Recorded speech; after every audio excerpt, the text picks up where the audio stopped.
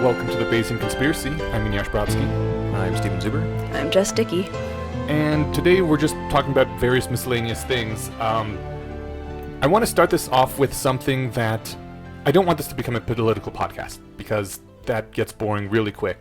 But I would like to quickly say that Georgia and now Alabama have both passed incredibly restrictive abortion bills. Georgia having one that says once a heartbeat can be detected, it is now considered a person and cannot be aborted, which so arbitrary. Yeah, not only is it fucking arbitrary, it's a really stretched definition of a heartbeat because it's just kind of a valve that vibrates and will turn into a heart eventually. Like the heartbeat at that period sounds like because it's not a heart. But you know, anything they can do to fuck over anyone who wants an abortion is what they will do. And I know I've said this before, so I will not repeat myself too much, but I believe that reproductive control and specifically the right to an abortion as part of that is our civilization is dependent on that. Our way of life cannot exist without it, and it would revert to a patriarchy if we didn't have that for reasons of necessity, really. And so I think it is incredibly important that we always have these rights. And I don't know, I would be terrified to be a woman in those states once this law goes into effect, if it does in fact go into effect. So I've got at least, all right, let me just get this out. One, I want to touch on the movie Alien, because that sounds highly relevant here for reasons that I just learned yesterday. Yes. Two, this isn't like a political subject really, like this is just like things that are happening in the world. Like it'd be one thing if we're like, I don't know, I guess I'm gonna give us a pass on this. This is a politically charged topic, but yeah, but it shouldn't necessarily be. I mean yeah, you're right, it is. But like I was talking to somebody yesterday about how like climate change is a politically charged topic now, but like why is science politically charged? Right.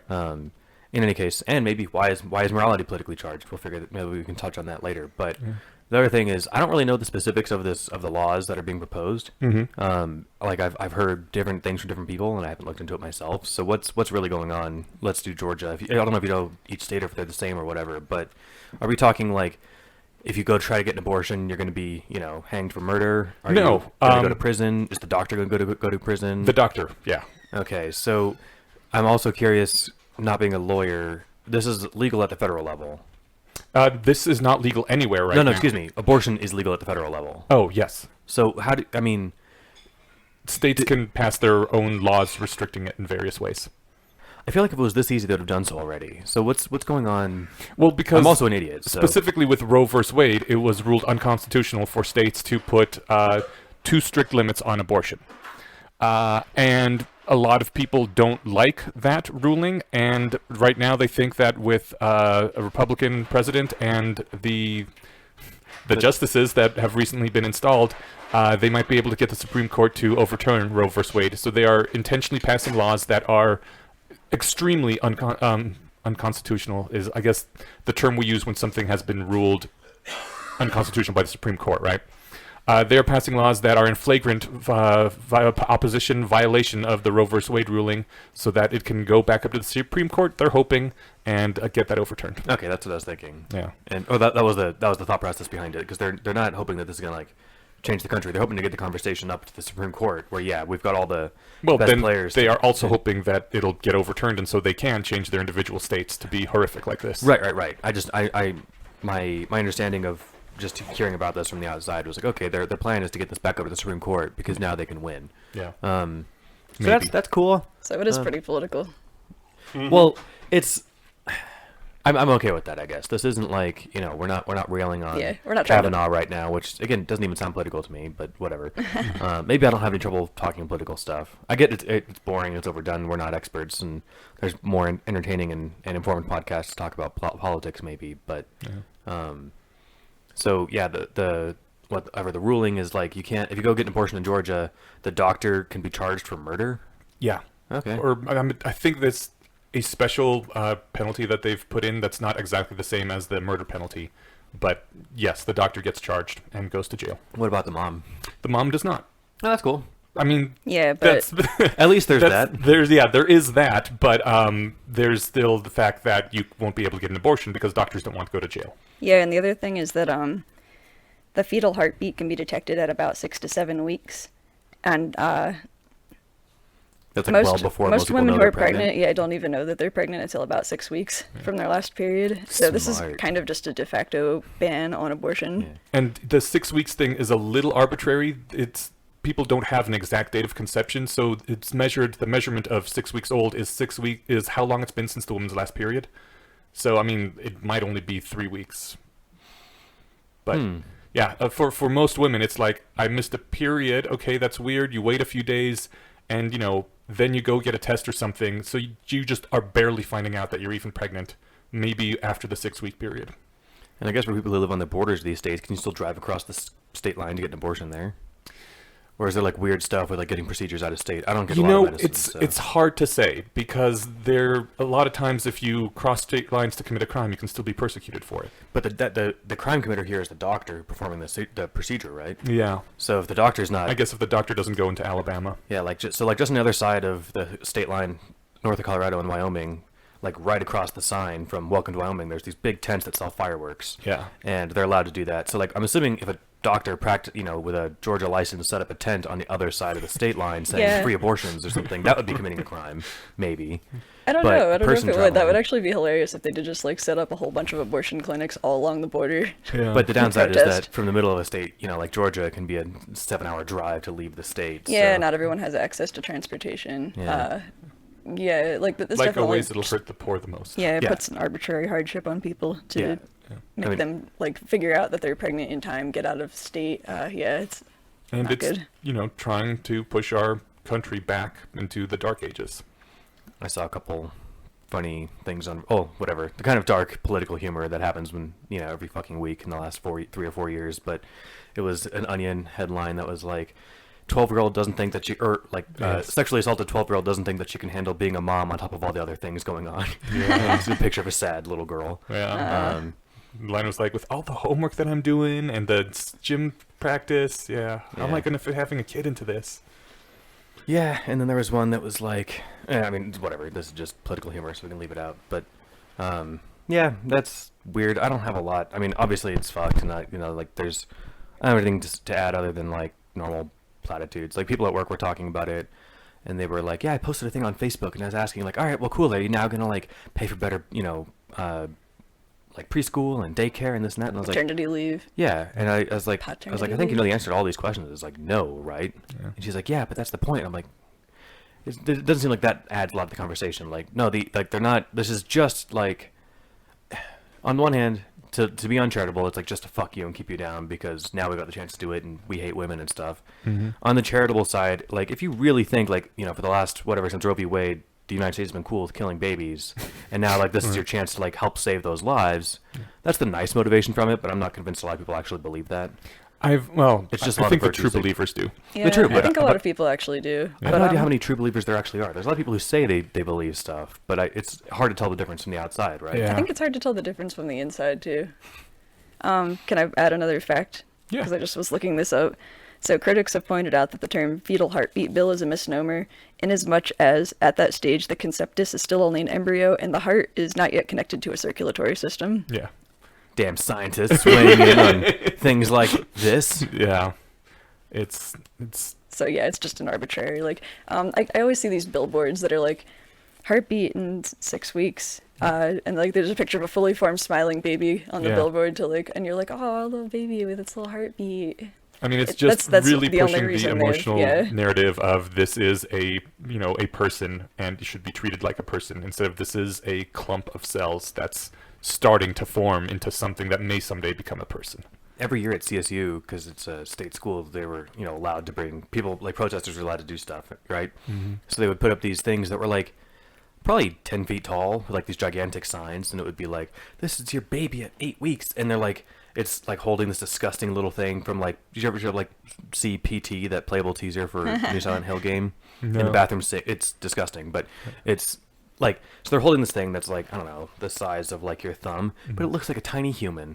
And like then like their hands are covered in blood or something because they just murdered this thing. So like it's just like straight up bullshit lies. Yeah. And I have this deep frustration as somebody who cares about the truth and rationality and reality that if you're lying to defend your position's not worth defending. Yeah. If and that's like, you know, as long as we're talking politics, I don't like Donald Trump, and I'm happy to talk all the shit I can about him, you know, whenever someone asks me to. But what I won't do is like lie and make up stuff about him, because there's so much real ammunition there. Right. And so I guess there's a couple things. One, there's enough to talk about without lying if you're complaining about something. But the other thing is that if you fall back on a lie and then someone's like, "Oh, that actually is not true," like then they have a fairly good reason to like be highly skeptical of everything else you've said, because they've already proven that you've lied in some cases. So just be honest. If I think there's this phrase that, you know, I've heard once or twice about that which can be destroyed by the truth should be. Oh, yeah, I think I've heard that. Yeah. I'd also like to point out that this is literally a forcing religion into government thing, which a lot of people don't think of it as, but it's specifically the evangelical Protestants that have this beef with abortion and that made it a major thing back in the, I don't know, 50s, 60s? I don't remember exactly when they went on their kick. But, for example, in Judaism, in Judaism, the person is not considered to have a soul until it takes its first breath, and usually isn't regarded as something with rights until it begins the egress from the womb. Like for the first, I don't know, few months, I don't know exactly how long it is, it's not even considered a separate thing from the woman's body. Yeah, that makes so much more sense because it's true. Yeah, well, yeah. But, you know, there's a lot of religions that don't think of these things as persons, and it's specifically the evangelicals that say it is ensouled at conception, so it becomes a person then, and they are the ones that have pushed this into the government, so basically making their religious beliefs a part of the law. One of the things that made me skeptical of souls as a child was I'm half of a pair of identical twins, and if we were ensouled at conception, and souls are like this indivisible unit of like you-ness that God gives you or something. It's not clear what a soul's supposed to be, but I know that like you're not supposed to be able to cut them in half and whatever, right? So either my brother and I, either one of us doesn't have a soul, or you share a soul, or we share one, Yeah. which, you know, maybe is, but that's I Do you don't have remember like the reading twin about that in the Bible. telepathy thing? Yeah, but we're not supposed to talk about Okay. it. Well, maybe that's why, because you're both one half of a soul. That could be. God has like infinite power, so maybe he just copied the soul, and then, you know, now there's two souls that diverged at that point. But like, kind of like how funny this conversation is, and how like pointless, and how we there's no way we could like test any of these things. This is like the level of conversation that like I'm assuming is confusing high cardinals to this day, like debating whether or not this is true in the faith, and like it's just like, I don't know, it's like deliberating, I don't know, the speed of the Avada Kedavra spell, right? Or like, can it go through like stone or bugs or wood? Like, it's like, how would you? This whole, I don't know, Who would win in a fight versus Thor versus Hulk, right? I mean, at least that's fun to talk about, and there's evidence that you can This is point kind to. of fun to talk about too, because I'm just like trying to imagine maybe like a 3D animation they might show children about ensoulment, where like you know, there's the egg just like coming down the canal, and then like all the sperm, and then like one of the sperm implants, and then suddenly it just starts glowing, and angels choirs start singing, and it's like. Yeah, and that's how you get a soul, children. I'm sure and there's then, videos you're like looking, that. You're like, oh, there's all these hundreds of other sperm that like don't make it. So did they not have wait, what? Maybe the soul is carried in the egg? Maybe. Yeah, then that's the other thing too, is what, like something. Well, you need one of each, because then it's not a person. Right, yeah. But Because yeah, like, otherwise you'd be killing something every time you menstruated. Well, and like, and in the case of a twin, there's two sperm. no, it depends on the like type. identical twins are, Oh, yeah, are one, there's- yeah. Fraternal are two. So there was a George Carlin joke about, you know, because some large percentage of fertilized eggs are flushed out during menstruation, like they just don't latch on to the wall. Yeah. And so like God's the biggest abortioner of all the universe. Yeah. But of course it's okay when he does it, Right. which we can talk about when we talk about morality in a bit. Yeah, quite a number of pregnancies end in miscarriage as well. That too, yeah. Like you can get pretty far along and God kills it. So it's, I don't know. From the outside, this all seems patently ridiculous. Like more ridiculous than talking about who'd win in a fight between Thor and Hulk, because at least there's feat evidence of what they've accomplished in the movies, and you've seen these fights, right? So Yeah. like, There's some there's at data least to stuff go you can off of. point to. It's, I don't know. And So- and you know you're talking about fake stuff. You're not talking about real stuff. Talking about fake stuff, Yeah. Alien? You were going to throw in the movie Alien? Yeah, I just listened to the wonderful Doofcast episode on the Alien and Aliens movies, and it was an older one. I think it was episode 31. I have no idea when that came out, but I was driving a lot yesterday and had it in my backlog. And me being the complete idiot that I am, and I've only seen Alien once, so maybe that's why. But the whole thing's an allegory for like there's tons of like aside from the aliens looking super phallic, and there's like tons of like vaginas and penises everywhere on the ships. Yeah. And the whole thing is a not subtle metaphor for like basically the trauma of like being scared of being raped and being impregnated and all that stuff. Yeah. And it was apparently the expressed goal of the writer or one of the writers or directors or something to be like, this will be a way to like make men like aware of what it's like to be afraid of this sort of thing. Okay. And since many of us saw it as kids, we, that was probably lost on us. Yeah, you don't make that connection as a kid. Yeah. But I'm curious to go back with that in mind, because it totally does. You're assaulted by this thing, and you're like, this thing's pumped into you, and you're like, holy shit, what can I do? Nothing. It's just going to happen. Yeah. That's a lot what it's like, and it's literal body horror. When I was talking to Katrina about her pregnancy, like, organs are pushed out of the way, weird hormones get flushed through you, which actually make it harder to think at one stage of pregnancy.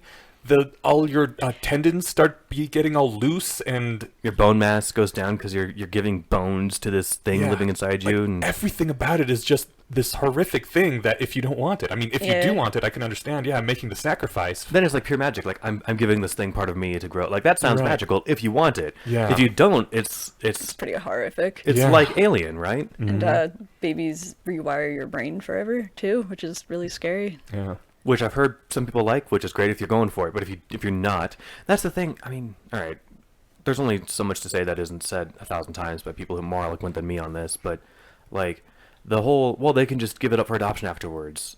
I think that's a lot easier said than done. First of all, you're completely ignoring the trauma of going, like just the physical trauma of carrying and delivering a child, which I can only imagine. People die. People die. I'm told it's uncomfortable and that it's preoccupying. But the other thing too is like you can't help but bond with this thing. It's literally rewriting your neural chemistry to make you in love with this thing. So giving it up isn't like, I don't know, it's I don't know. I mean, for someone like me, it'd probably be like a lot like fostering a pet, except times 100 because it's being a parent. Yeah. But you fall in love with this thing. It's like, all right, well, bye forever. I won't even have your phone number, and you won't have mine. That doesn't. I don't have anything to add. It's just that's not a serious comeback to this, right? And I'm curious, is there a cutoff age at all in Georgia for, if you're raped by your stepdad and you're 11? No exceptions. Cool. Yeah, that makes perfect sense. Yeah. Or maybe it's Alabama that has no exceptions. One of the two states had no exceptions. God. Obviously, I guess whatever caveat that all of my like, cool, that's awesome, are all jokes. Yeah. The sarcasm is plain on my face, but maybe not in my voice. Anyone who has the means to leave those states, I really think should. Yeah. I understand it can be hard to leave family and stuff, but oh my God. Get out. Yeah. So on a happier note. Yes. Let's talk about Stephen's noticing and solving annoyances. Oh yeah. So then, we can do the second bullet point too, or is that the? Let's jump to that one afterwards. All right. So this one isn't much, but we get requests fairly often from people wanting to do like an episode on like how do you live like a rationalist in day to day. And I think the reason we haven't done an episode like on that yet is because it's not super straightforward. Like I don't have a list of things that I am aware of that I do.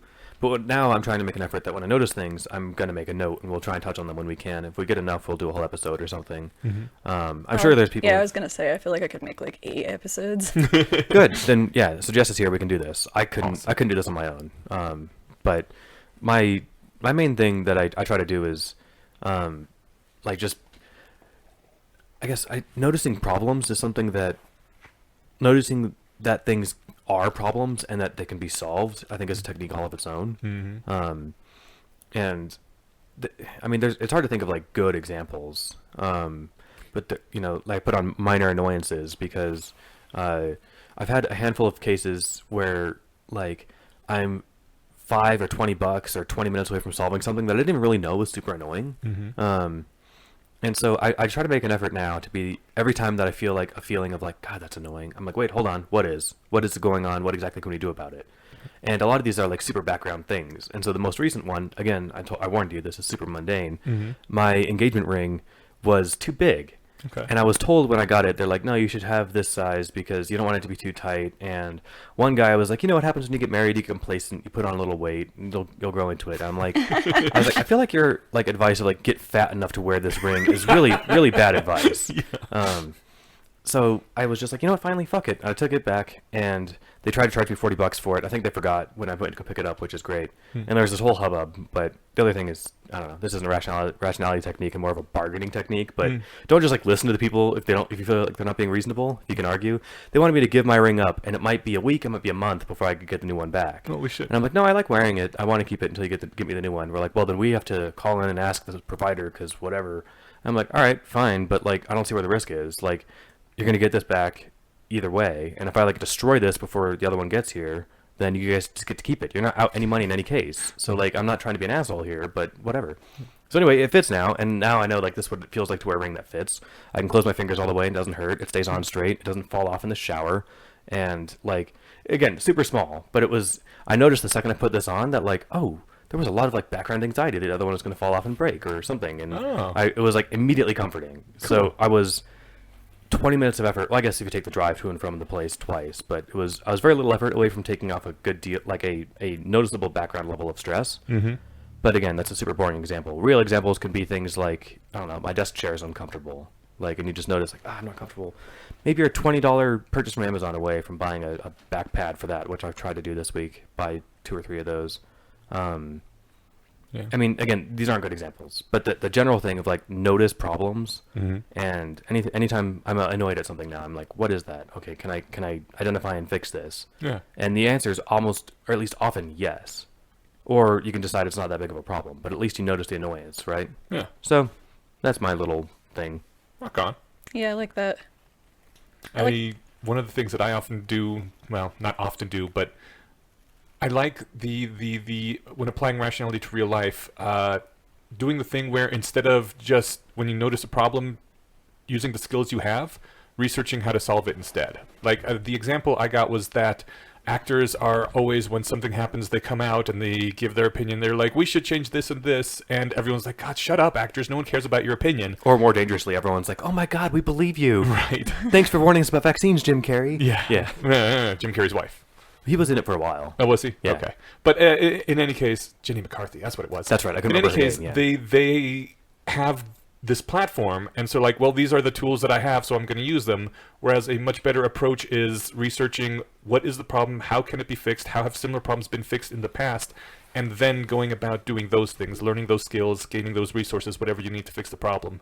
Because that's far more effective than trying to throw the few things you have at something. Yeah, I would also say it's worth looking into whether there's some kind of tool or service that you can use to do the thing for you. Yeah. That's kind of a technique that I've been using more recently. I would even take it a step further and using kind of a narrow framing tool, which narrow framing is when you kind of limit yourself to a number of options because your brain doesn't want to think about or isn't creative enough to generate lots of options as a solution to a problem.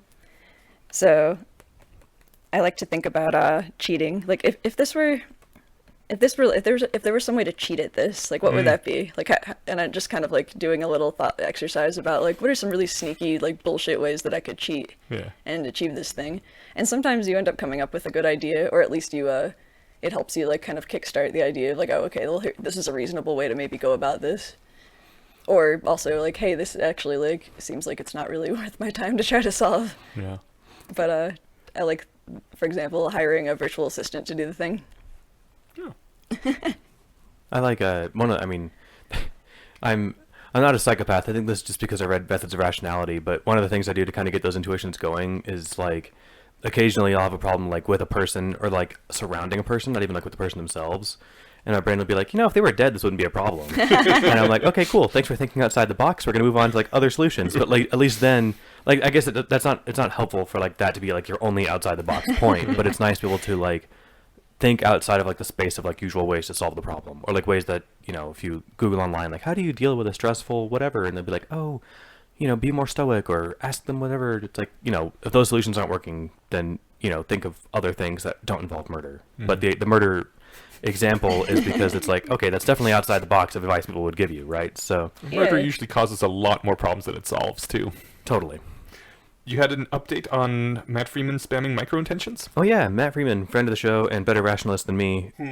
He also writes on Less Wrong, and so I think several months ago we mentioned he had a post on something called spamming micro-intentions, which was just this technique of, if you want to do something like light exercise or finally unload the dishwasher or something, kind of just like think to yourself, like think the thought over and over for like, 45 seconds. And if you have this thought once a second, you kind of like just need to do the thing now.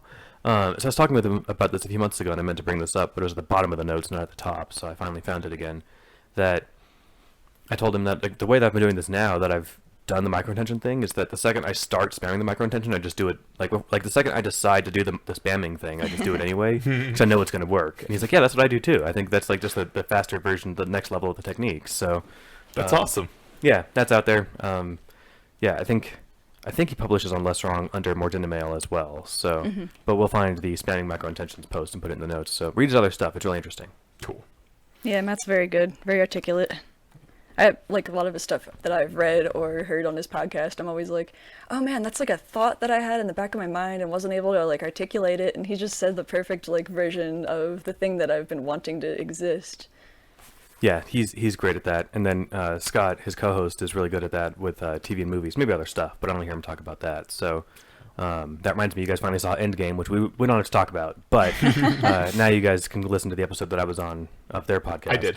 Oh, Yeah. good. Yeah. It was a good episode. Okay, I was going to ask. I don't want to, I mean, you don't have to flatter me, but... No, it was awesome. And I liked how you, I think at least twice, apologized for like, I'm sorry about talking all the time, but I got all this stuff to say, and yeah, it was cool. I mean, so there was that, but the reason I brought that up was that during the show they were talking about, if you haven't seen the movie, then I'll skip exactly what they said, but Scott made this kind of analysis, noticing comparison thing, and I just like, hey, quick meta note, this is exactly why I like listening to your show. Right. I didn't really notice that, and I'm the kind of guy who would have seen this movie 10 times without really putting that together in those words, and that's great. So there's a technique all on its own of being able to notice things at the level of like thematics and story, Yeah. like on the meta level rather than just like what's happening in the show or movie. Yeah. And they do that great. So if you like movies and TV, find their podcast. I know I'm pitching it over and over, but I really liked their episode on The Sixth Sense. yes, I did too. Yeah, the way they mentioned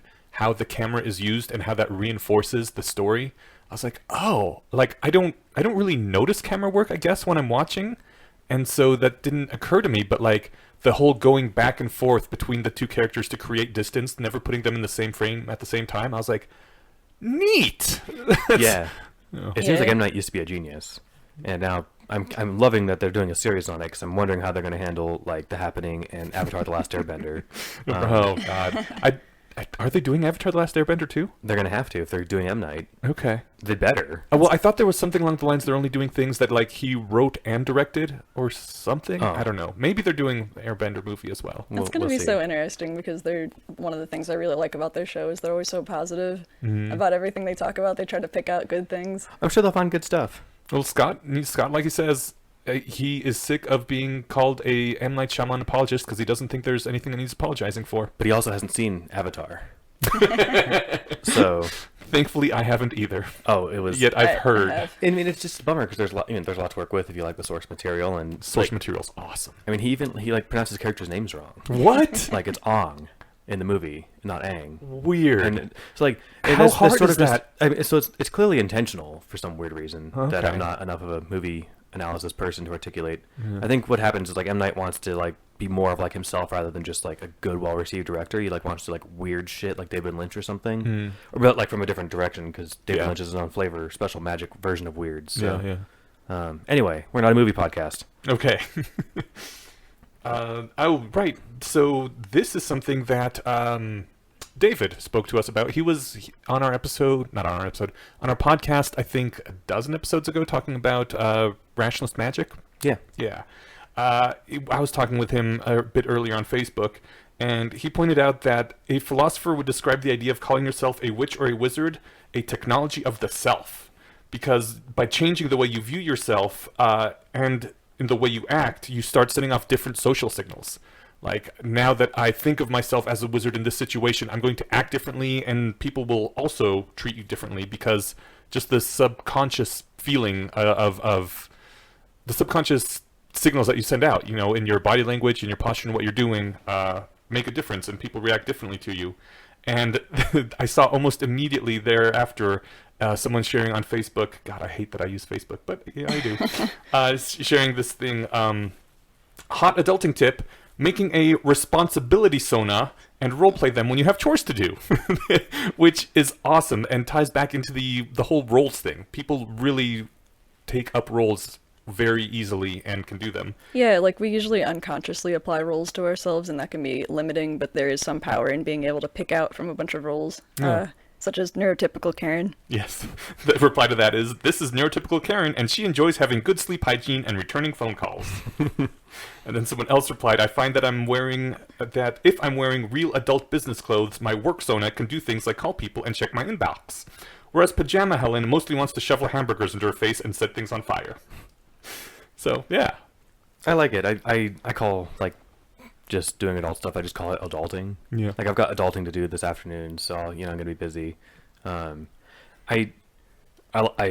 like David a lot. I think that, you know, the calling it magic can be kind of like duplicitous in that, like a Mott and Bailey thing. It's like, oh, it's not really magic, you're just like doing this. But my magic symbols can cause magic number, random number generators to give out the numbers I want. So, well, if you're calling them both magic, David, you're great, but it's wishy-washy, and I have a problem with that particular framing of it. But I do like the idea of being cognizant of the different hats and roles you can put on, and saying, all right, cool, I'm going to go be business Steven for a few hours, and then I can go back and being relaxed Steven. I often kind of already do that, but I never explicitly put the hats on. I kind of put them on in retrospect. I never take advantage of our work jeans Fridays at work because I want my work persona to have its own uniform. Smart. So I always wear my khakis and my little polo shirts, and I don't wear those outside of work if I can help it. Yeah, I've been thinking about getting scrubs mostly for that reason. Scrubs, huh? Just so I can feel like a real clinical coordinator.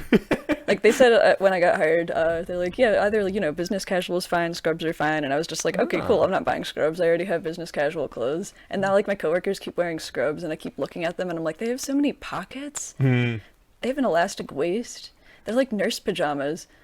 I need these. I didn't realize scrubs had pockets. Yeah, they have great pockets. And they're comfortable. And They can be really soft. And they come in all kinds of fun patterns and stuff, too. And it's always cool seeing someone in scrubs in the grocery store. You're like, that's a person helping save the world. Right?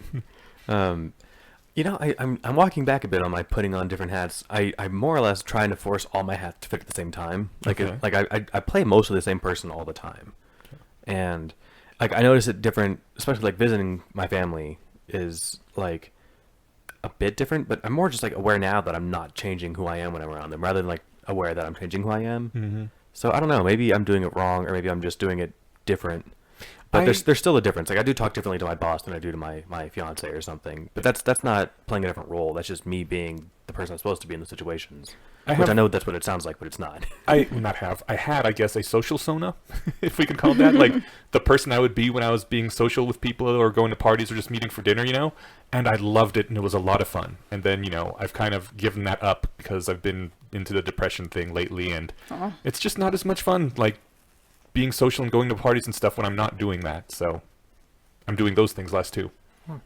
I guess then if you're being mindful of it this way, you can say, you know what, fine, social sona it is. We're gonna go out, and I'm gonna be the person I am when I'm being social. Yeah. And you can just make it happen, or you can try. Right. Kind of that wag the dog's tail sort of thing. Yeah, right? they're like fake it till you make it. Yeah. I kind of did that when I was learning social skills. I was in MMOs, so. But yeah, I put on kind of a social sona of like being this kind of like hyper happy, bubbly person, and people responded to it really well. And then I realized it's like, hey, I can also do this when I'm just interacting with people at my job or at school. Yeah, it works. It's I like crazy. it. Yeah, I did a lot of faking it till I made it in confidence and stuff too. And I think it's less about like having made it to like where now I feel like a confident, relaxed person, and more just like I just stopped giving a shit. And maybe that's what it's supposed to be like. I think it's a little of both. Yeah, you stop giving a shit a little bit, and then also you kind of you integrate some of that personality into your actual persona, because it's like, this is fun and this is the pattern that works in these situations, and this feels like me now. And it's just more relaxed. Like I think it's just the main technique that worked for me in that particular thing was just when I was in high school, I articulated spotlight bias before I read that there was a thing called that. Yeah. Where like I was like, you know what? Everyone's paying as much attention to me as I am to them, and I'm barely looking at people. Yeah. And so like no one notices anything. I mean, so like I can stutter, I can not have my clothes look great or something, and no one's going to be like going home and remembering like, oh, Steven's shirt was stained or something, right? Right. So, because nobody gives one shit about me, which in one in one viewing of that sentence it's negative, but in like the sense of like overcoming social anxiety, it's fine. And some people do care, but they're not the average person you're passing. Yeah, generally the person that cares is the kind of person you don't want to be friends with anyway. The Right. person that's like looking around for stuff to criticize about people. Right. Yeah. Or the people who do care, like they care about your well-being, and like those are already your friends or something, Yeah. right? But like no one's gonna be like, oh my god, look at how Steven's hair was all fucked up. Like anyone who thinks that is like, I don't care what you think. You Yeah, suck. exactly. Yeah. It's one thing to say that and like, but it's a whole other thing to like be able to internalize that and operate that way. So, I don't know. Speaking of things on Facebook, I'm going to jump back to that second bullet point that you mentioned. I get the feeling that our civilization is really failing at adjusting to current technologies. And by that I mean specifically the social technologies, because I think they have displaced what used to be community. And it's sort of destroying the country a bit, and we have not managed to integrate it. And I take this back to the invention of the printing press, which helped throw Europe into 100 years of religious warfare and lots of murdering, because now everybody could talk about religion and read the Bible and have their own interpretations, and religion became a really important thing that people had very strong opinions on, that to the point where they had to kill people who didn't have the correct opinions. There weren't religious conquests before that? There were religious conquests, but the printing press specifically threw Europe into just 100 years of turmoil. Interesting. It let people know that, hey, people over there think this thing, whereas before they just didn't know.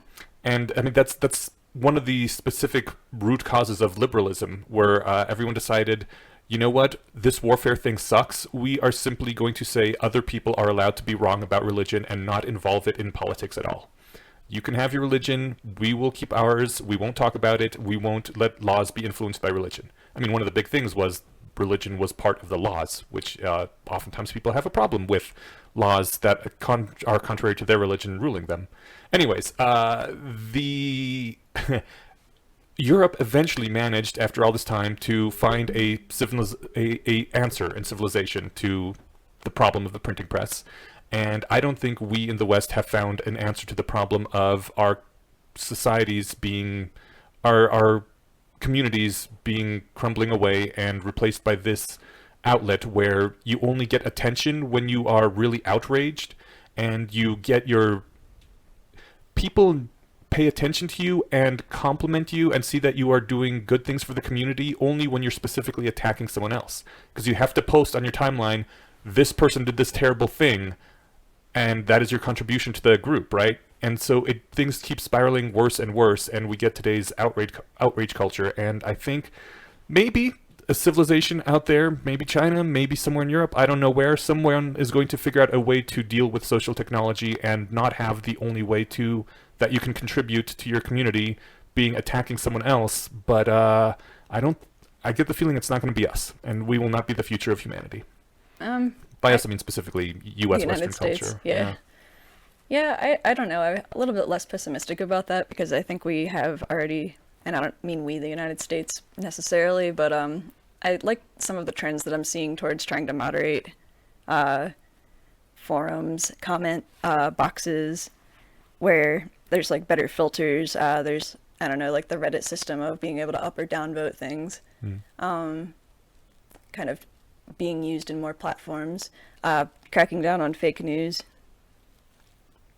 I'm disheartened by this, but I mean, I agree with everything, but like the bummer is that it took more than 15 years to get over the backlash of stuff, and That's true. social media's only been out for less than 15 years, right? Yeah, quite a bit less than 15. Yeah, this might Yeah. take a little while. On the This might plus take us a side, good century. but well, on the plus side of that though, technology I think has this way of accelerating how fast things happen. So maybe we'll things will get really shitty for like 5 more years, then we'll figure out how this works and get it together. Yeah, I mean, it's done a lot of good things too. Open source culture. Yeah. Yeah, and I mean just the idea that whatever it is that you enjoy, there's an online community that enjoys it with you. Yeah, that's fantastic, and you can research stuff that you wouldn't have been able to. Yeah, I mean the whole point of the Foundation in the Foundation trilogy was like, well, not the whole point, but what they were told was like, all right, everyone, we're going to work together for the next 50 years and build Wikipedia. And this was like this endeavor of hundreds of geniuses working together on this project. And it's like, yeah, we have that now. And it was kind of like just happened. And, nobody that anyone knows worked on it on purpose. The repository of human, well, let me, like, the beginning Yeah, of Wikipedia. Some people have made contributions. A lot of people have, but Isn't it David Eggers that runs more or less Wikipedia? Is that the guy's name? my point is that this wasn't like a concentrated effort like that everyone heard about. Like the United States spent 10 years and Right. $2 billion building, right? Yeah. It was a volunteer effort by people who were passionate about it. Yeah, this wasn't like cracking the human genome where it was like this big project that the country was aware of. If you're listening to stuff, Are you aware of the everything you see is written by crazy people thing? Yes. No. And I think that Wikipedia actually falls pretty like squarely into that, because I know some people that like comment on Wikipedia or who edit things, and they're purely just like fueled by someone is wrong on the internet and I need to fix it at 3 a.m. The everything you read is written by crazy people thing is an observation that 99% of people don't put out any content at all. They're entirely consumers, right? And the 1% of people that do produce stuff are driven to do so because it's basically a for free effort, right? Are just driven to do so out of some weird passion to do it, Or which makes compulsion. them so a strange compulsion, which makes them very different from most people. And actually, it's much worse than 99% and 1%. It's something like everyone uses Wikipedia all the time, but the overwhelming majority of the content is produced by 0.0001% of the user base, and those people generally spend like 8 to 12 hours a day on it. It's just really, there's this one guy who makes edits. Someone once tracked his activity. Every day starts making edits about 8 a.m. Every day stops making edits about midnight.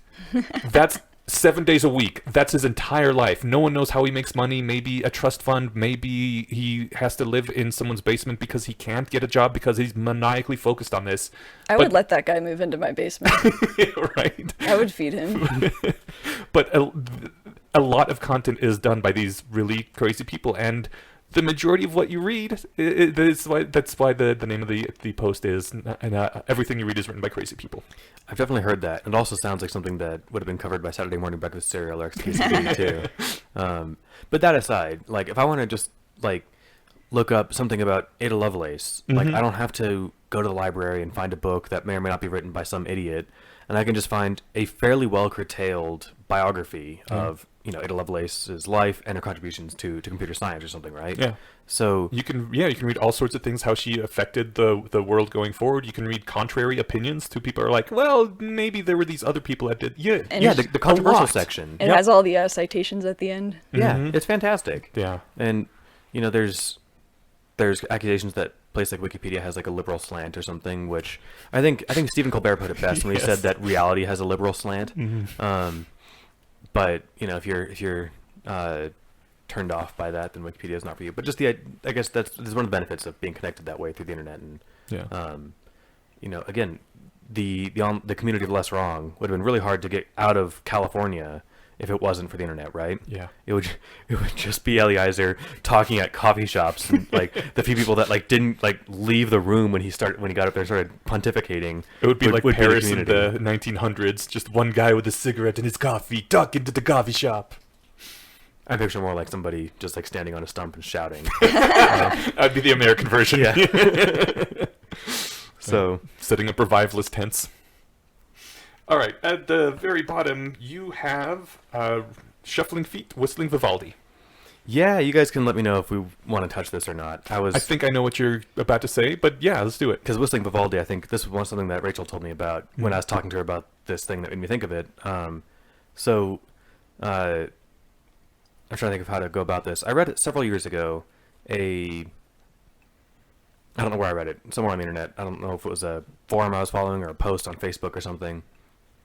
But it was a guy who described himself as like large and black, and that what he used to do to avoid scaring, I think what he described as like like white women in particular, if he was like walking behind them on the street, would he'd shuffle his feet loudly on purpose, so as they wouldn't be surprised by his presence, and like.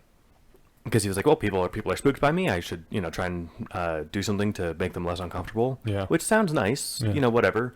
But then I'm thinking, so like I'm torn on it because like that sounds fine and nice. But then the downside is like, why does it fall on you to like change your life to make other people feel better? Right. And like, and this happens to have a racial component too, which is a heavy He's thing. a large black man. And so yeah, when I was telling Rachel about this, she was, because I was I'm still torn on like how to solve this problem, and I'll bring up the other thing about it too. But she had said that she had read something ages ago titled "Whistling Vivaldi," which is what somebody else's technique. Okay. They'd be like, "Oh, I'm whistling classical music. I'm clearly not, a thug." Right. Right. So I've heard of some people will, if they're walking in the same like direction as someone else and more or less at the same pace, they don't want to make them uncomfortable because, if someone's following behind you for a while, what are they thinking? Are they gonna mug you or something?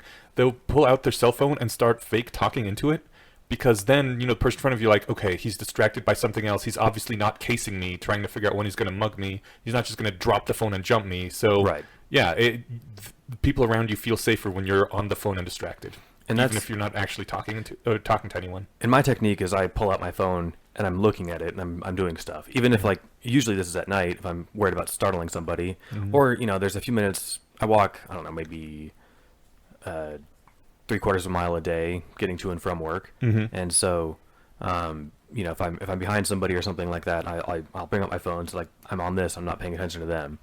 And that sounds fairly unobtrusive, and odds are I probably won't be on my phone anyway, so whatever. Yeah. But what made me think about it was a couple days ago, there was a post on the Ask Men subreddit, and it was titled, "What the fuck are you supposed to do when you walk past a woman alone at night to let her know you're not a murderer?" Right. And he says that he walks his dog and stuff, and I think walking a dog is probably one thing you can do to not be a murderer. So he's already out that way. But the top comment I really liked, which was, I think this is hard to like implement as actionable advice, but it was, "Run past them as fast as you can so it looks like you're on your way to murder somebody else."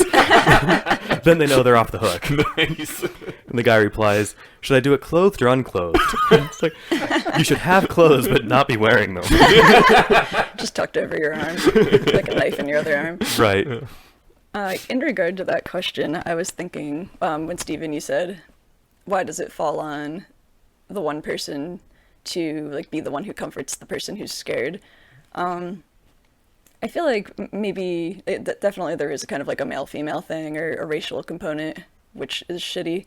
But also, people are uncomfortable being in elevators with each other. Definitely, like, regardless of who was behind me, if I was walking alone at night and there was a person walking behind me, I would get uncomfortable. Yeah. If it was like an 11-year-old girl, I would still be kind of uncomfortable. Oh. I'd be especially uncomfortable as an 11-year-old girl. That's, Yeah. that's every horror movie. But I'm kidding, and I'm ruining the point. I'm sorry. No, it's fine. Yeah, I think that there's probably an extent to which the person who is making the other person uncomfortable is feeling very uncomfortable because of that and would like to take steps to alleviate their own discomfort by alleviating the other person's discomfort. Yeah. It's like I don't know, there's a lot of social conventions that are just around signaling safety. Yeah, this person's commenting. I mean, in the post body, it was like, walking his dog, etc. Yeah, it's clearly coming from a place of like, I don't want them to be freaked out, Yeah. like, and that's because it's making him uncomfortable to have them feel that way, or have him perceive that they're feeling that way, right? Right. So, I guess my thing is I feel like making reasonable accommodations in your life to make other people more comfortable makes perfect sense. But like some of the comments were like, well, you could cross the street, or you could, and I'm like, that seems like a long way to go out of your way just to avoid spooking somebody. And like, I think a lot of people who are walking around perpetually terrified of everyone around them, that seems like their problem.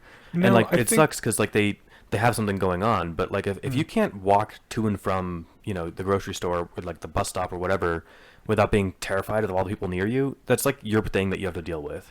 Right, but I mean, this is just a natural consequence of living in a reality where physical violence is possible and where the city's so large you can't know everybody. And yeah, that sucks, but there's a lot of shit in life that sucks, and you do what you can to make it better, and one of those things is trying not to be the scary person, trying to do something to help people. I mean, it's better, in all things considered, it's less traumatizing to be the person who has to make accommodations than to be the person who is scared of being assaulted. Yeah, no, totally. I guess it's like, what level of background fear do you assume the person in front of you has? Right. Like, so there's I several mean, times I've been where in areas of the city where I've just been scared to be there, Same here. Yeah. And I'm like 5 inches shorter than you. So, I think I'm relatively lucky in that sense that I'm probably not walking around scaring a lot of people because I'm 5'8". So, once, it used to be more often, but once a month or something, I'm downtown at night and I'll walk to the train stop and take the train home. And if it's a fairly abandoned platform because it's 11:30 at night or something. I leave as much room as possible, but like I'm still sitting next to in the proximity to a stranger, and I've been mindful of this before. Like, what do I do? It could I've been in the situation where it's like it's a what am I trying to say? A woman by herself, and then me. And so again, I'll play on my phone, but I also, like, it's dark out. I don't want to be having the screen illuminating my face because I'm also at a physical security risk being outside at night. Right. And so, like, I don't want to be blinding myself playing on my phone or getting deliberately too immersed. And so, like, I want situational awareness. And there's some level where, like, I'm in charge of my own security being outside. So, like, I tend to not be completely unarmed when I'm walking around. Or if I am, what are you carrying? Usually mace. Nice. But I'm also, like, just primed for a physical altercation a lot of the time. So, like, I mean, maybe this is from a handful of them as a teenager or something, and being small, but, like, I mean, I think it makes perfect sense that, like, if I'm worried about being attacked, I should just be kind of aware that I could be attacked, and, like, what am I going to do? And so, I look up, I'm mindful of threats and, people coming or whatever, so, you're right. It's a consequence of living in a society that's big enough where you don't know all your neighbors. But I guess that the person walking down the street coming towards the bus stop, what can they do to make me less nervous? Like, I mean, nothing. Like, just be them. Like, just don't be aggressively scary. Sometimes and by you that, just gotta be scared and muscle through it. Yeah. So I guess that's what I was too. curious about. Like, what's your responsibility to not freak people out? I don't think you have a responsibility. I think, the person who's scaring the other person has no moral obligation to do something to calm them down, but I still think that it's a good thing to do. So I guess if you want to put in some minimum good points, what can you do though? Because I honestly didn't know how to answer this question. Like, again, playing on your phone, not talking to them, not looking at them if you can, all those things help. But like the ones that like slow down or like change direction of where you're going or something, it's like I'm often like on a schedule. Like I'm not going to miss the train because I'm trying not to startle somebody. I'm also not going to like. John Mulaney had a good bit about this in like, it was one of his first things 10 years ago or so, where he was like at the subway station in New York in the middle of the night, and there's this woman ahead of him, and it's like one of those like long corridors between stations, and she's kind of giving him the over the shoulder, and he's like, okay, well, I'll try not to freak her out. And then she just starts running out of nowhere, and he's like, oh, she must hear the train coming. And so he goes running after her, and of course it ends in a joke, but these things happen, right? So I don't think I've ever chased somebody, but if to the extent that his anecdote's true, like he accidentally scared the fuck out of somebody, right? So I guess I'm curious. I don't know. You could always try to make the person less of a stranger. Be like, see the latest Game of Thrones episode or something? I feel like talking to them is a way to freak people out. And plus, I don't like talking to people. But I don't mean to shut that down. That could be the way to do this. I don't know. Right. Yeah, you could kind of maybe just yell like, hey, how's your night? I don't know. Yeah, how's it it's going? Weird. Okay, that sounds terrible. I hate the guest culturiness of a lot of the social signaling safety things that I was talking about. Guest I really culture? wish that we could make it explicit. Oh, sure. Yeah. I'm talking about guest culture versus ask culture. Guest culture being generally what more neurotypical people do, where they're playing these little games and they have plausible deniability. It's like when you're flirting with somebody and you're like, hey, you want to go out for coffee? Instead of being like, hi, would you like to go on a date? I just always assume that going out for coffee is a date unless said otherwise. Yeah, I'm bad at that. I would like that we could, make things explicit. Like there's some kind of code word of like, hey, I'm not a threat. Last night I asked you guys both to coffee this morning, so Yeah.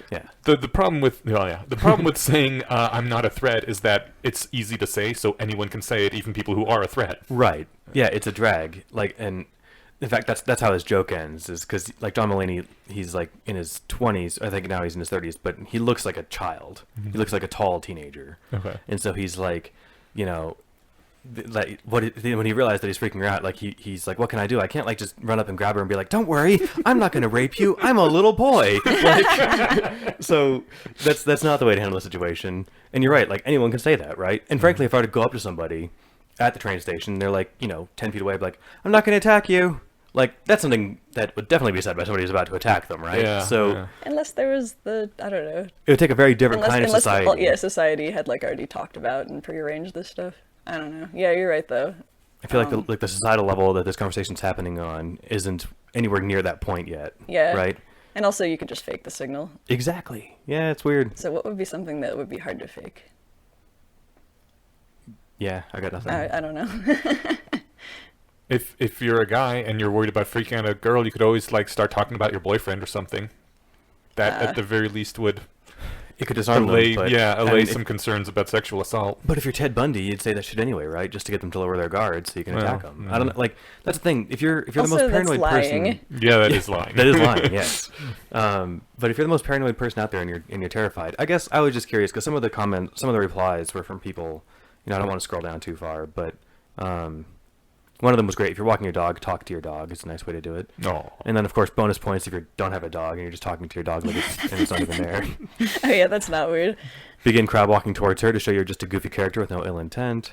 That's another joke, but like, yeah, I mean, Everything makes it so much worse.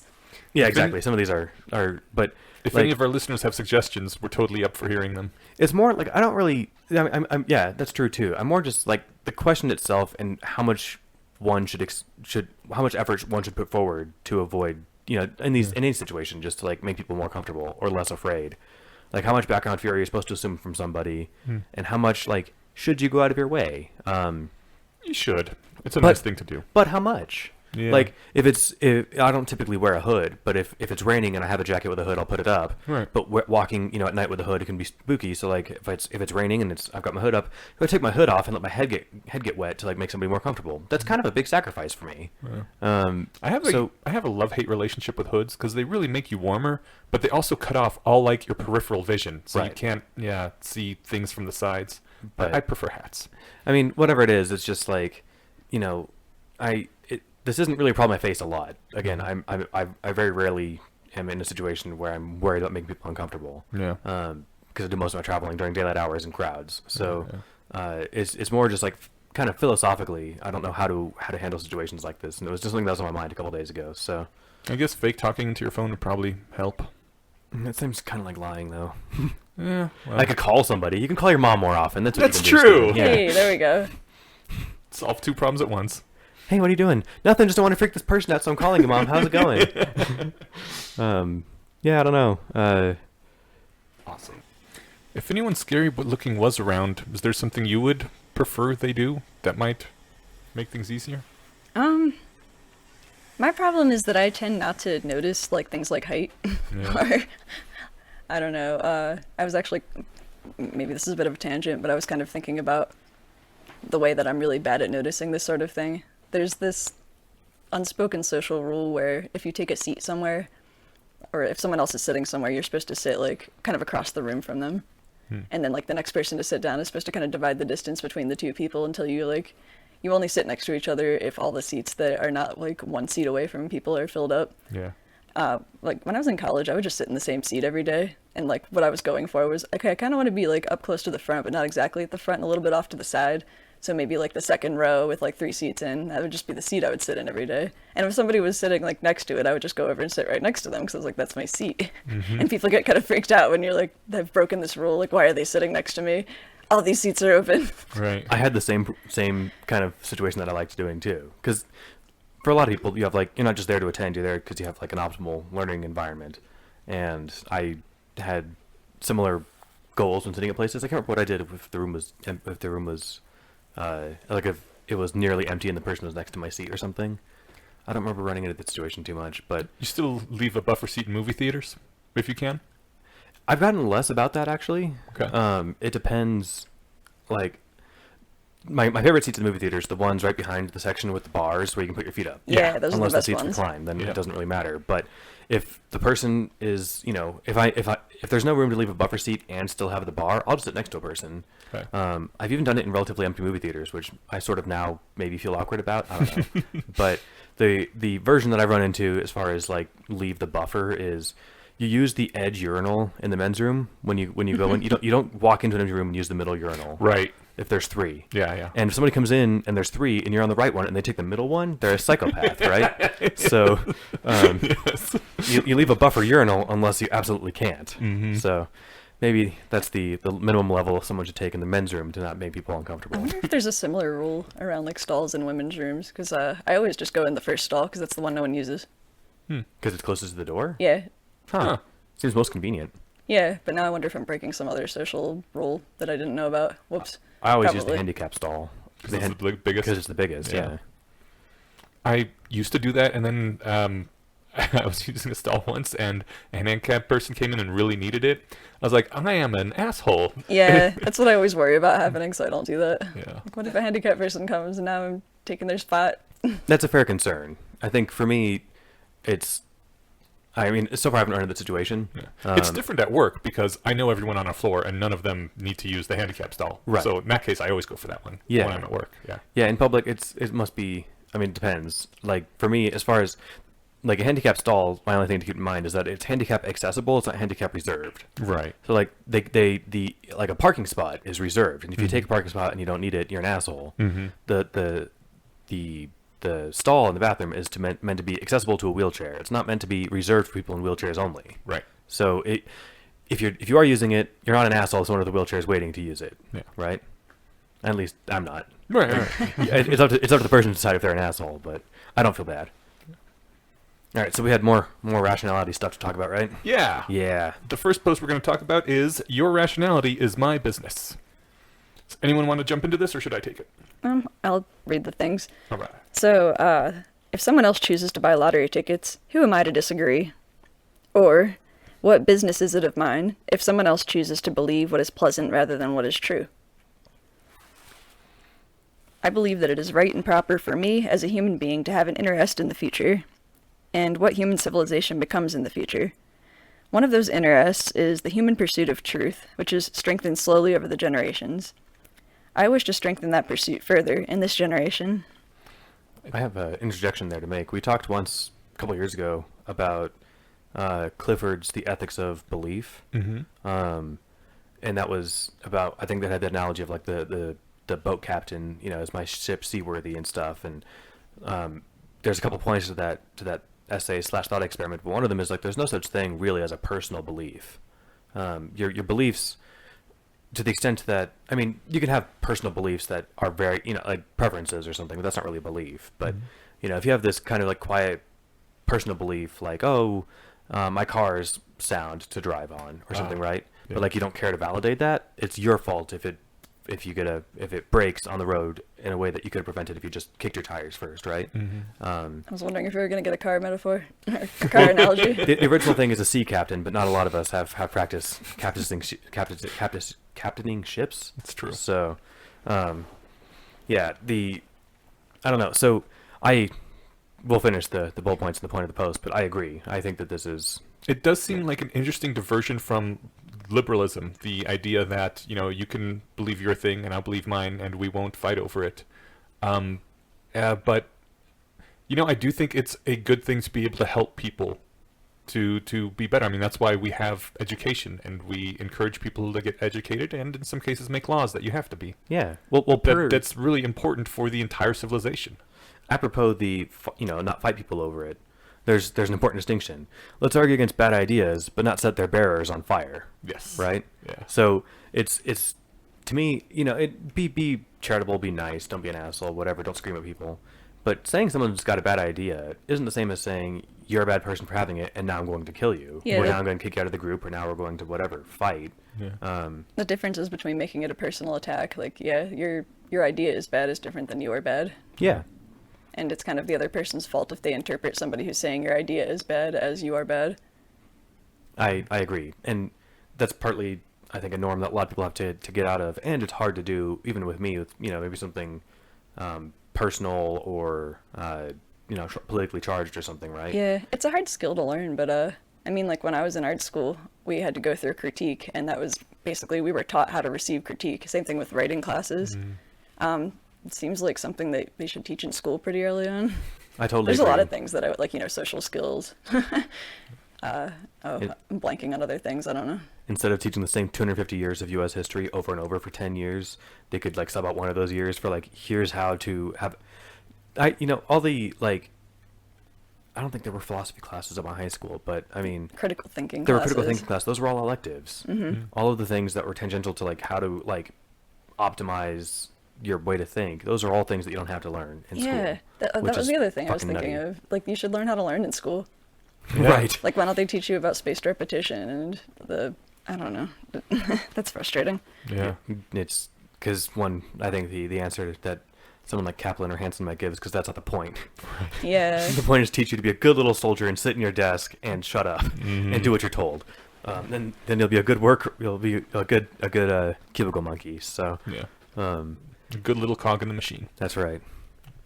So What bullet point were we on? The syllogism we desire.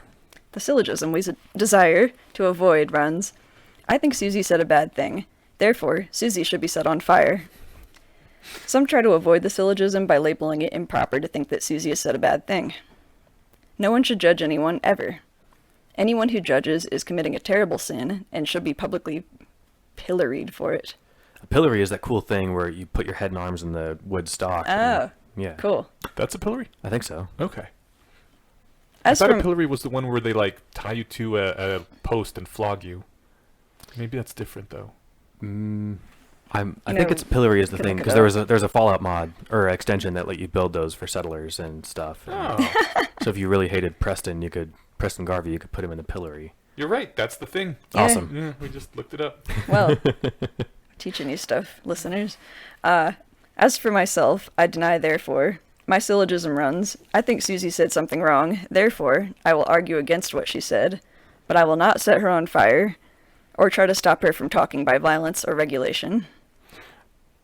Okay. The reason he cites fire specifically is just because a little bit earlier in the post he talked about how priests literally set people on fire for thinking the wrong things, and I just wanted to say how interestingly times have changed, because when he wrote this in I think 2007 or so, so like what 12 years ago now, Wow. it was a common thing for people to be like, just let everyone be, man. It doesn't matter what they believe, and if some other country practices female genital mutilation, well, that's their religion. And like the pushback was against people saying, why do you even care about this, about making people more rational? Stop being such an asshole. It was often a thing said to the new atheists. It's like, why do you care what religion people have? Stop being such a dick. Let them believe whatever they want to believe, right? Right. And now things have come like full circle, where we're at the point where everyone is like, you think this political thing that's slightly different from me, therefore I must yell at you on Facebook and try to get you fired or cancel your show or dox you or do all these things. Like, we have come drastically around to the exact opposite of what this post was supposed to address. Well, yes and no. Like totally. I remember 10 years ago, I had a debate teacher that was a total moral relativist, and that was something that she opened the class with, and she was like, "Just letting you know, everything you guys have to say is an opinion. Nothing is wrong. Nothing is right." Yeah. And she even used female genital mutilation as an example. Oh my God. Okay. And so, So, I didn't take clearly that. a monster. Right. I mean, well, yes, uncharitably, but I liked the top of the post was, someone asked in the comments, like, why can't we choose for ourselves whether or not to care about truth? And he says, an obvious snappy comeback is, why do you care whether I care about whether someone else cares about the truth? Right. And that's the moral relativist tying their own, or I guess shooting themselves in the foot before they get their boots tied, right? Like, they don't hold up moral relativism as like just another relativistic thing that you can choose whether or not to care about. They hold it up as like a moral axiom that you're an asshole if you don't follow. Yeah. And it's like, how can you possibly judge somebody if you're saying their judgment is wrong? And not just like out of fairness, but like just literally look at the structure of your argument. It is interesting that we're back around. Maybe it's because people are finally realizing, like, oh yeah, look, this is what happens. You get the Alabama or the Georgia heartbeat bill if you just say, oh, have your own private beliefs. It's fine. Well, this has been going on for a while though. Yeah. Before even that the heartbeat thing. I know, but that's true. Since 2014 or so, I think they think. crept back a bit from theocracy with Obama, and now we're leaning back into it with Yeah. Trump, who's not a theocrat, but he'll do whatever he wants, and he'll do whatever he thinks his supporters want him to do. So sometimes, anyway, sorry. Yeah. Oh, did you have a thing? Well, I was just going to say that I think people are maybe realizing that this whole wishy-washy relativism thing just doesn't fly, because like, oh, this is what actually happens if I tell people it doesn't matter what people do and believe and think, right? Yeah. There's also like the full relativist. I think Sam Harris put it a really nice way. That was like, Did you call them the four relativists? no, I said if the full relativist position. Okay. Harris's reply to that is like, if you really think that like no culture is any better or worse than any other, you should just flip a coin when deciding whether or not to send your teenage daughter to spend a year studying or going to school under the Taliban. Yeah. And if you're like, no, I wouldn't want that for it, it's like, oh, then you're not a relativist. Right. Or you're gonna have to play some gymnastics to say, well, I'm not a relativist. I just prefer that you stay nearby or something, right? Yeah. So yeah. I think it's really awesome that the principle he laid out applies still perfectly today. Like back then, the problem was moral relativists, and the principle was, I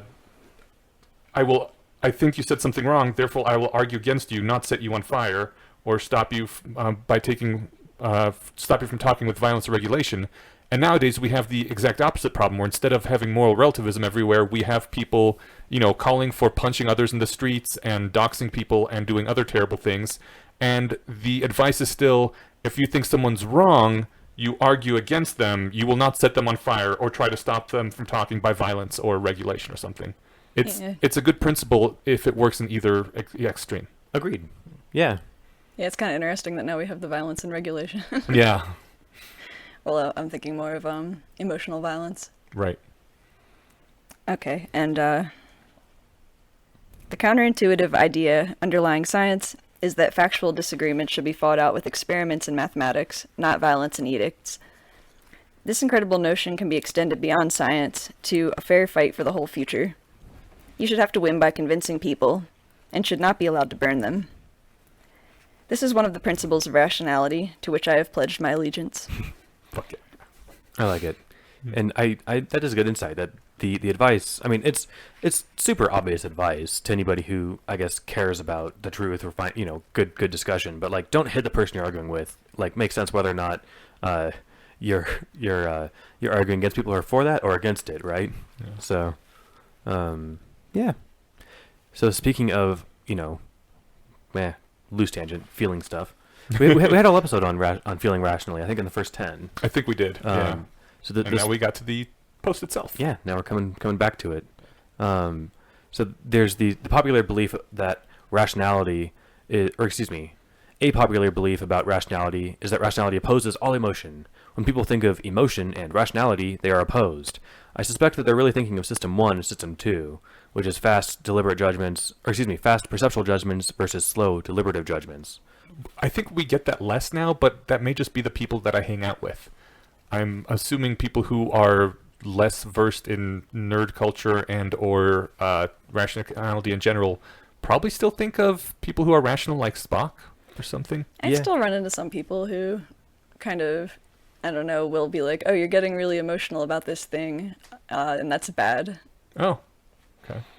And I think it'd probably be example by example, but that sounds like generally a pretty stupid thing to say to somebody. But if you're getting emotional, and this is an important part of the post, that if you're getting emotional about something that isn't true, then it's like, yeah, you should probably stop feeling that way, if you can, or at least work to quell those feelings.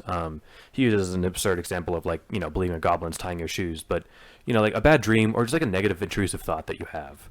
If you're sitting around and you're like, none of my friends really like me, and I'm gonna let that bum me out all day. And I've had days where I'm thinking negative thoughts like that, and I'm like, you know what? I'm just making this shit up. Yeah, but still, the correct way of dealing with that is not walking up to that person, slapping them, and saying, "Stop doing that." No. The correct response to doing that is to walk up to yourself and metaphorically slap yourself in the face and say, "Knock that shit off." Like the correct response is like therapy.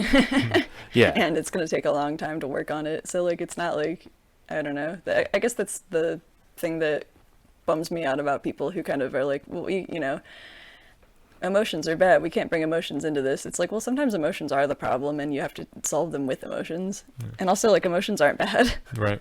If someone's trying to take away your society's reproductive rights, you have every right to be angry. And if you're not angry, then panicked. You're kind of you're reacting inappropriately. Yeah. It kind of provides your motivation. Yeah. It's hard to do anything if you don't feel motivated to do something about it, and that feeling is often emotional. And he brings up too that curiosity is an emotion, and I don't know if professional psychologists or something would agree with that, but to me it is. It's a unique feeling, and it's exhilarating, and it's got this component to it of like urgency, and that feels, you know, that triggers a physiological response. Yeah. So if you're gonna say emotion's bad, you say curiosity, you know, with any drive behind it is bad. That seems weird. Yeah. I guess, and my thing, yeah, obviously, if you know, you need to talk with somebody to help get the right tools to handle that. But for me, I try to be at the stage on good days, or if I notice myself spiraling on an intrusive, stupid thought, if I'm mindful enough to notice that I'm doing that, I'm like, hey, and I can kind of just like catch myself in that whirlpool and be like, dude, knock it off. Think about something else. You know, I if you can do that, that sounds like appropriate, right? And even if you're ruminating about something that's true, you know, if you're noticing yourself getting just swept up and it's ruining your life, you know, like I've had bad things happen. I'll lay awake trying to fall asleep thinking about it. I'm like, you know what? Now's not the time to deal with that. And you know, A, you're not equipped to deal with it because you're tired. B, you should be going to sleep so you're less tired. And C, it's just there's no point in going about this in circles in your head. So That's why I often read when I'm going to bed, because if I start thinking about something that I don't want to think about, it'll just take my brain over and I can't stop it. But if I'm reading, that distracts me, focuses all my attention on something else, and yeah, then I can drift off when I no longer have that thing needling at me. and it's a good use of time. I should read more. Yeah, I think so he goes on to say, I label an emotion as not rational if it rests on mistaken beliefs. We kind of talked about that. There's a quote in the post that's, you know, we should just do maybe one of these times, just do the 12 virtues of rationality instead of a sequence post. Yeah. Because he quotes those a lot in these. Yeah. But yeah, our emotions arrive from our models of reality. If I believe that, it's all sad stuff, but whatever. Yeah, so our emotions arise from our models of reality. If I believe my dead brother has been discovered alive, I'll be happy. If I wake up and realize it was a dream, I will be sad. P.C. Hodgel said, that which can be destroyed by the truth should be. My dreaming self's happiness was opposed by the truth. My sadness on waking is rational. There's no truth which destroys it. Becoming more rational, arriving at better estimates of how the world is, can diminish feelings or intensify them. Sometimes we run away from strong feelings by denying facts, by flinching away from the view of the world which gives rise to the powerful emotion. If so, as you study the skills of rationality and train yourselves not to deny facts, your feelings will become stronger. And that's a really good point.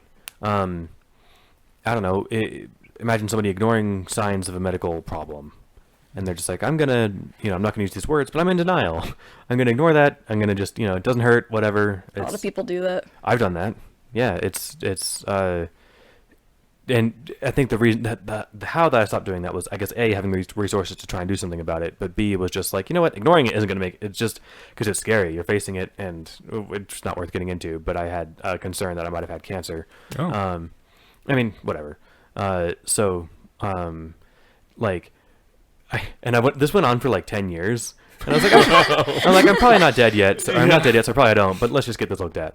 So, it's the concern is like you look at it and it's like that's terrifying, and you kind of just flinch away from it. And part of the training of rationalist is to notice that flinch and like look back at it and say, I'm not going to freak out. I just need to what's there, what's true.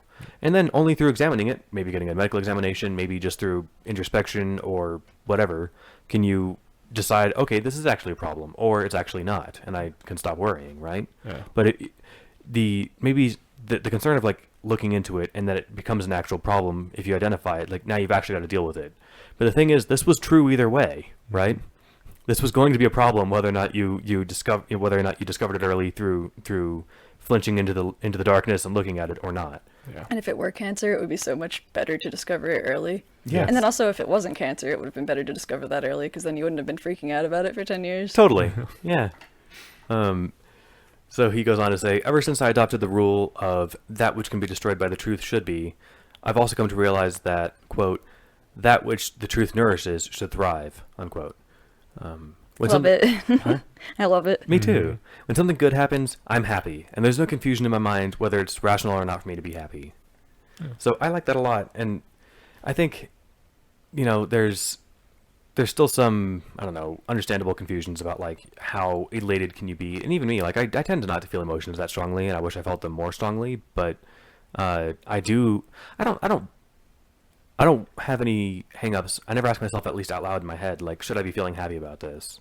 Unless it's something that I should feel guilty for feeling happy about. Okay, You right. know, like somebody don't like gets, crashes their skateboard or something. It's like, ha, loser. I shouldn't feel good about that. But if I'm feeling good about something happy happening, it's the things that are tripping me up about whether or not I should feel good aren't related to like whether it's appropriate for me to feel emotions. It's like, should I feel happy about this particular thing or sad about this particular thing? Yeah.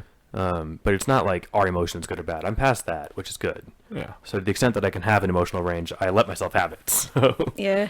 Going back to the our emotions arise from models of reality. You almost didn't read that one because you said it's about sad things.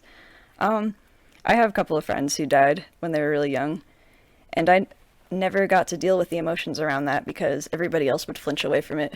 And or they would do the whole well, they're not dead, they're in heaven. Oh God. Or oh, let's not talk about that, let's not think about that, let's distract you from these things. And it took me a very long time to actually be able to look at it, and it was actually like kind of hard for me to be able to ask my partners and my friends like, hey, can we talk about this? And it's going to be really uncomfortable for you, but for me, I need to talk about this and I need to be sad about it. and that's good. And my flinching away from it was purely me doing what the post advocated not to do, which was death freaks me out. Yeah. Less so than it used to. I'm still no fan, but I'm able to talk sanely about it. Like, I mean, I never like would literally freak out and leave the room, but I would say like, can we change the subject, or I would like tune out and not listen. But this kind of came to fruition last year. In fact, my niece just had actually it's her first birthday today. Oh. So a couple weeks after she was born, my sister had a bunch of blood clots in her brain. She noticed some numbness, and she's like, I should go get this checked out, because she's good about getting her medical stuff looked into. And there was when she got her epidural, they had screwed something up, and she had several blood clots in her brain, which is the last place you want them, right? Gosh. So More about pregnancy being terrifying. yeah. Well, just More don't. data. Yeah. In any case, what she had was crazy rare. So her response to the epidural, and it was because they fucked it up. So just get someone steady hands to do your epidural. Okay. Yeah. I mean, but the point is, we were going to the hospital to visit, and I think we got there early, or like she wasn't able to receive visitors. So Rachel and I were just kind of walking around, pretty hospital, with nice grounds and stuff. So, we got to talking about like, how I would cope with this, and how I would cope with, the eventual death of my other family members and stuff. And she was like, it's good to hear that you're like able to talk about this, because last time we talked about this was like 7 or 8 years ago, and you were like, I will completely freaking lose my shit when this happens. Oh. I think my exact words were like, this is hard to say because I still don't like talking about it. My grandma's in her 80s. She won't be my grandma rather, she probably won't be alive in 15 years, right? And I'm anchoring it really far away, even though it's probably closer. So I don't like that. That's the worst. That's terrible, and it freaks me out. But what I'm getting at is, what am I getting at? I guess, yeah, that you should be at a place where you can talk about stuff, and certainly if you can be with people that, you should be with people who allow you to experience your feelings and stuff. If it makes them uncomfortable too, like, you don't be an asshole and shove it down their throats, Yeah, I but guess. there's something important in noticing that discomfort, because then you can kind of aim yourself at, hey, death sucks, let's fix it. Yeah. Like, you kind of have to have, like, I guess, like, righteous anger at certain things that you want to fix. Yeah, and we're not all gonna. This actually ties back to my little stupid advice about noticing annoyances, right? I don't think all of us are gonna be able to have ideas as kind of like paradigm challenging as death is bad. Yeah, but annoyances are an emotion. Yes, but the thing is that this is the hate, the dislike of death that's so popular in the rationalist community is the noticing annoyances writ large, right? Yeah. Like, it's just an accepted fact that everyone's okay with because, well, it happens to everybody and there's nothing we can do about it. It's not until you say, no, this fucking sucks, let's actually see if we can do something about it, that we're able to actually address the problem. And this doesn't have a $20 5-minute solution, but it does probably have a solution. Yeah. It does have solutions. And it's just whether or not they're easy to attain and how hard it'll be to get there.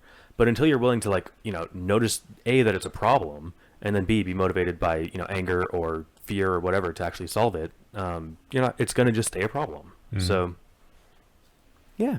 All right. We also did not cover the post called Consolidated Nature of Morality thread, because they're I mean, there wasn't that much to talk about unless we wanted to actually dig into all his questions that he posted. But the point of the thread was, I'm about to say some things that relate to morality. I think this was just before the not setting people on fire post. And he just said, I don't want the comments in those other posts to get all clogged up with people arguing over ethics and morality questions, because those tend to take over any thread, and anything else that was said in the post gets completely buried under morality arguments. So please post all your morality arguments in this as replies to this thread instead, so we avoid that failure mode. And he started it off with 10 questions about morality, which, they were interesting. I love how he did a stealth assassination of the is-ought fallacy in there. But unless we're going to do a whole post about those, I just, there wasn't anything to do aside from acknowledge that it exists and then continue onward. Yeah, I actually really like these. They're fun to talk about, and I think it would be fun to do an episode about at some point. I don't know if you guys are up for that. Then we have a 2/3 majority because I wanted to as well. All right.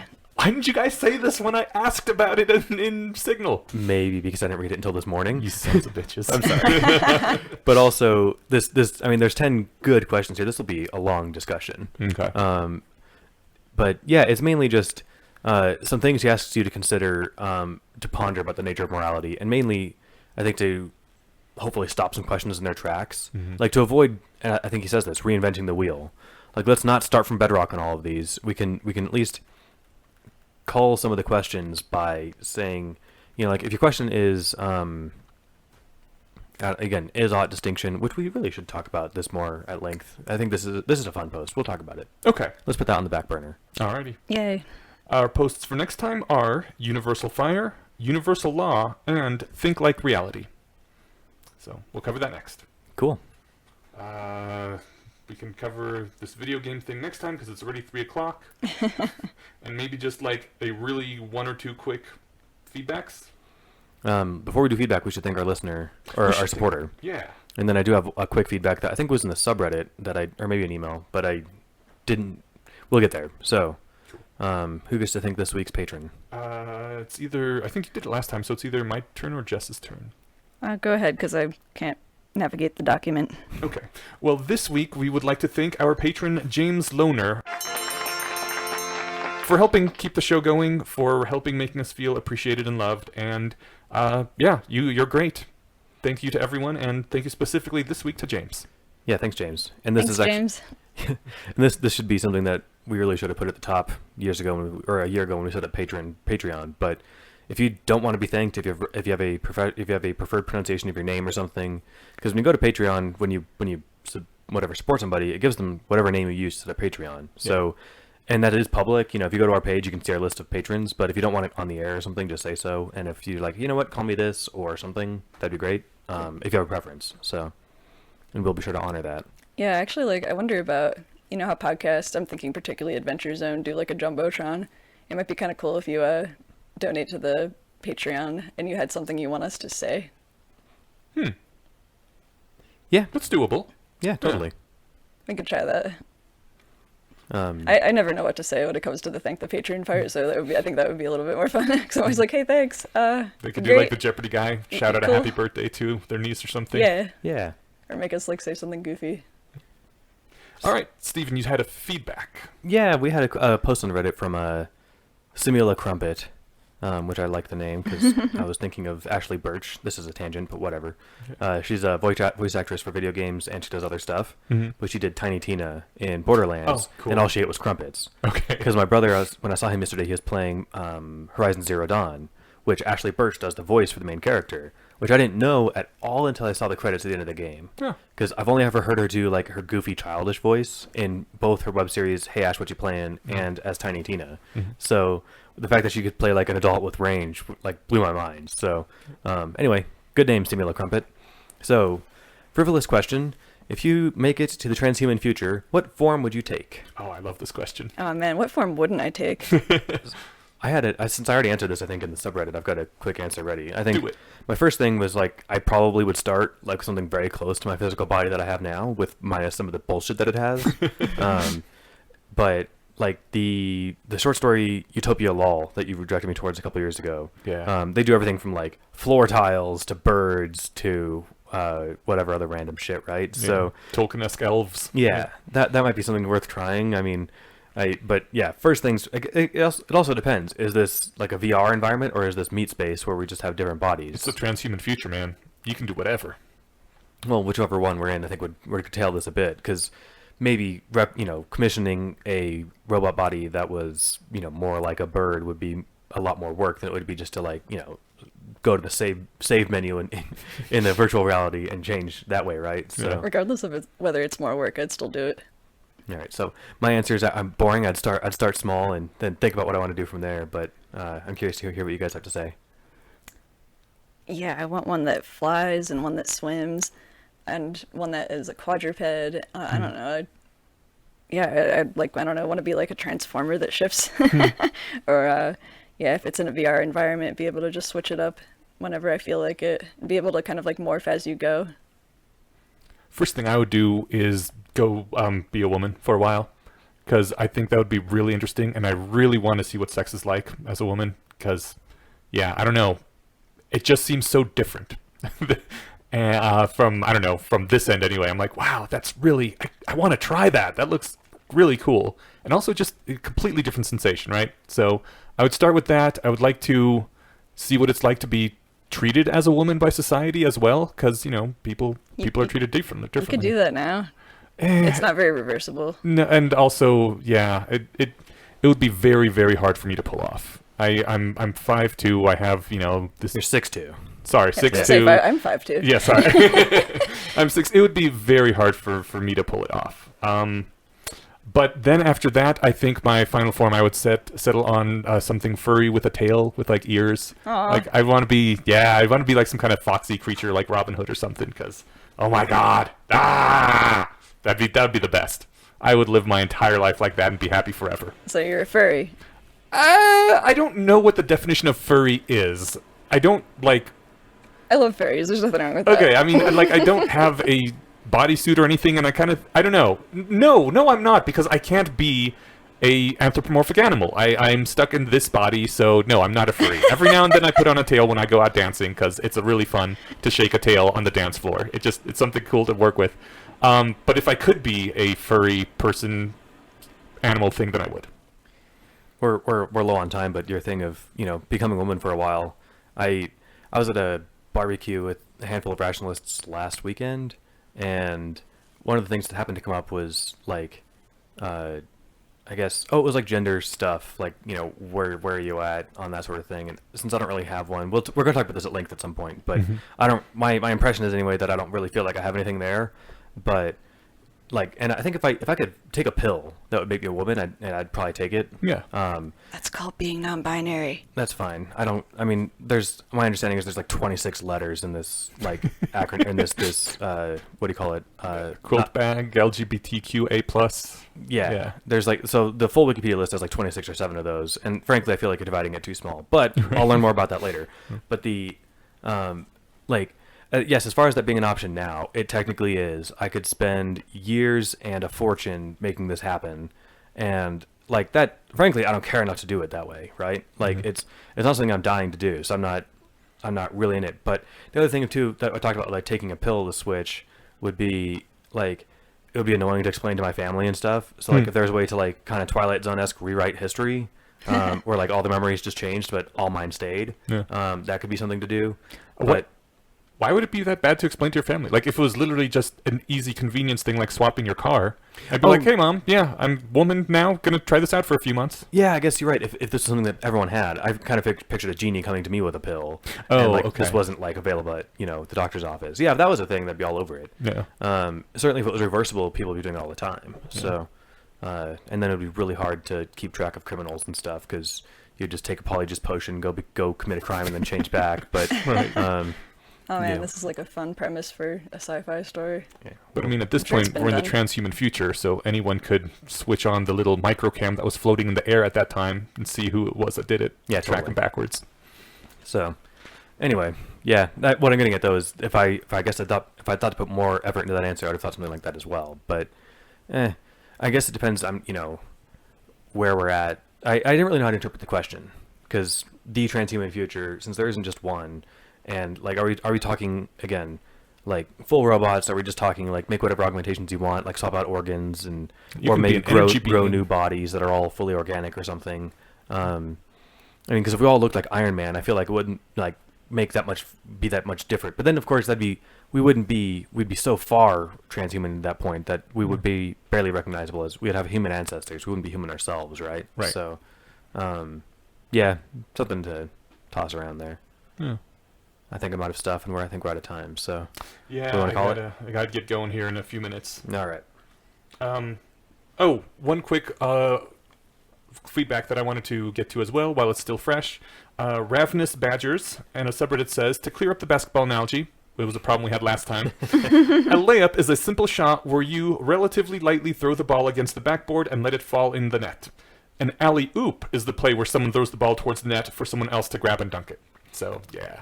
Thank you. Yes, thank you for clearing that up. And it sucks because I think I knew that because I think they mentioned an alley-oop in an episode of Scrubs. So, oh well, now we know. Yeah. And now basketball is solved. Yeah, now that I know that reader or listeners are gonna just like answer random shit. God, I'm so bad about this. Like, if I come up with an idea that I don't know, I'm just like, hey, Google's in my pocket, I'm gonna look this up, and I'll just like pause a conversation. And then since my friends are all nerds, they'll often do the same thing, so we'll all be on our phones trying to out-Google each other. We do that at meetups, but I think we don't do that on the air because it's like dead air and it's. Yeah. Sometimes we'll do that, but seldom. So it's more just like I felt like at the time I was going to interrupt the flow, and then I'd forget what I'm talking about. Like, hold on, let me Google that. But yeah. Alrighty, well, thank you for being here with us for this episode, and I guess we'll see you all again in 2 weeks. Awesome. Bye, everybody.